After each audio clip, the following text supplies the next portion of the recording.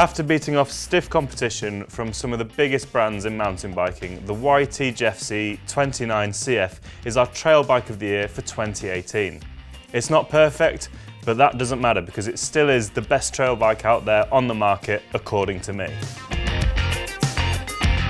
The breadth of trail bikes available at the moment, and in terms of our testing in Trail Bike of the Year, was incredibly broad. There were bikes that weren't far off the bikes that you find on an XC race course, and there were ones that you probably would find on an EWS stage as well. For me though, what is really important in a trail bike is one that you actually want to go out and ride day in, day out.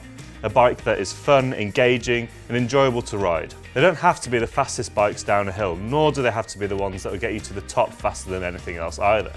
They have to be bikes that are well-rounded, and I think the Jeffsy 29 is the best bike to do that right now. YT claim that the Jeffsy is the most descent-focused trail bike out there at the moment, and I don't necessarily agree with that statement, but it's definitely a bike that's incredibly fun to ride.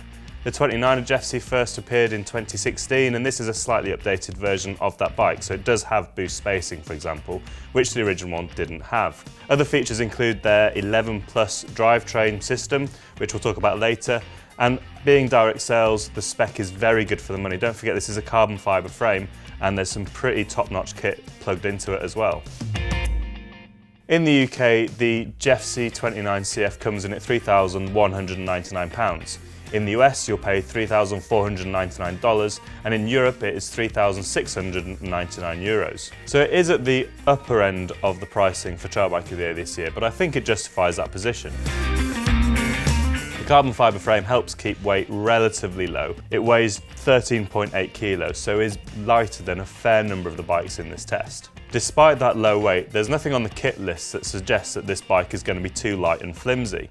For example, you get a RockShox Pike RCT3 fork, you get a Monarch shock, you get E13's TRS wheels and their TRS Plus tyres, you get a Shimano/E13 drivetrain in there, and a pair of SRAM Guide RS brakes. The cockpit comes courtesy of the Raceface turbine range. You also get a E13 Plus dropper post and an SDG saddle. It's worth noting as well that you do get turbine cranks within that drivetrain. The drivetrain is this interesting 11 Plus concept. They haven't gone with what you might expect, which would be a SRAM Eagle GX 12-speed group set, nor have they gone with a traditional Shimano XT group with, say, like 11 to 46 cassette. Instead, they've gone with E13's 9 to 46 tooth cassette with that Raceface crank. They say that this gives a 511% range, which is obviously bigger than the 500% range you get with a SRAM GX Eagle, and that is a fair point to make. Our testing doesn't suggest that it's quite as smooth though as the SRAM group set, and with a bigger range and less gears, obviously in some places the jumps between gears are a bit bigger. We'd probably rather see a GX Eagle group set on there, but I don't feel it really detracts from the ride enough to warrant this bike losing places in Trail Bike of the Year. YT do make quite a big thing of this increased range, and they do seem to suggest that it's an upgrade over Eagle. I would disagree with that. I wouldn't say it's too bad, but it's not amazing. The rest of the spec though is pretty tidy. The top range Pike RCT3 fork is one of the best trail forks out there on the market. The chassis is stiff, the damping is excellent, as is the adjustment, the usability, and the control through its stroke really matches a bike that can handle more aggressive, rough terrain. It has a Monarch shock at the back, and actually we think the Monarch shock works really rather well. It doesn't have the metric length that you would see if you had, say, a deluxe shock. It still is a standard imperial length, so they haven't updated the frame that much for this year, but the Monarch is a really nicely performing shock. The E13 TRS wheels, again, aren't seen everywhere, but they're a pretty solid set of wheels. They've got a reasonable internal width, which gives fair support to their tyres. They're not too heavy. The free hub system works pretty well. They have that bigger flange for shorter spokes, giving a slightly stiffer wheel, arguably.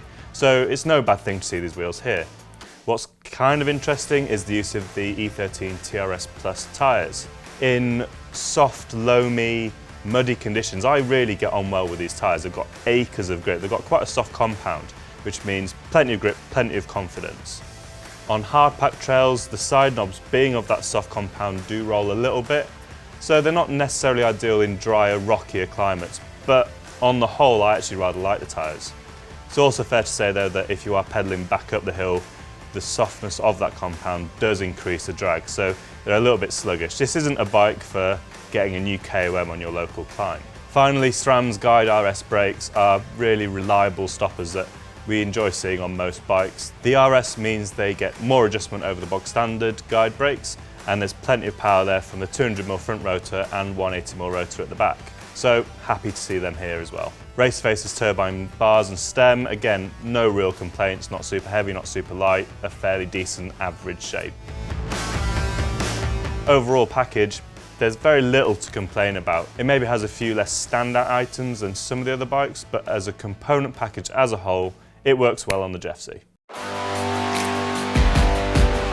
So on the face of it, you might be wondering why this bike is Trail Bike of the Year.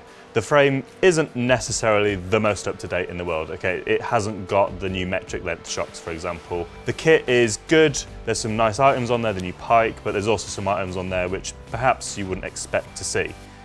The geometry as well, that's not brilliant. If we're looking at sort of the latest round of enduro bikes or big trail bikes, it's got a relatively short reach. And the back end, that's 430, so you're very central within the bike.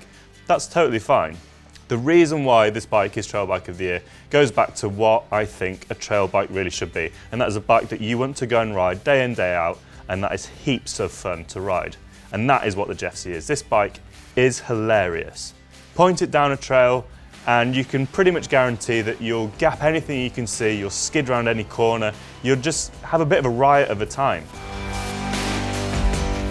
There's a number of reasons for this characterful ride. First off, the suspension has the classic combination of plenty of sensitivity, a lot of support in that mid-stroke, and then it does ramp up towards the end for that sort of stability when you hit bigger things. So you can really spend a lot of the time with this bike in its mid-stroke. This means that it's relatively composed, it deals with sort of those small and medium-sized hits really well. There's plenty of pop in there as well. The shape is anything but revolutionary, it's not particularly long, but you are well centered in the bike, and the BB is nice and low. So you have the stability from the lowness, you have the confidence that the grippy tyres and the really well sorted suspension gives you, so you can throw it down some pretty tech terrain. Loading the bike up into the corners really gets the most out of those tyres, so long as they're not rolling all over the place, so you can really fire out of the end of a berm, maintaining that speed. When things get really chattery, you get quite a bit of feedback through the bike, through the pedals and through the handlebar, it's probably fair to say, but that just adds to the character of the bike rather than detracts from it.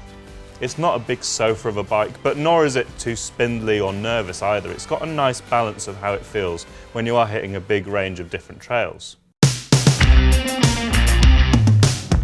If you distill what a trail bike really should be all about, it's about having fun.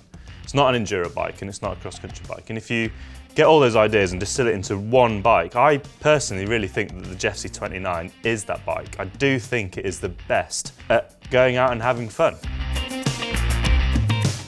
It is the most fun bike I have ridden, in this price point at least, for a very long time. And that's why I picked it as our Trail Bike of the Year.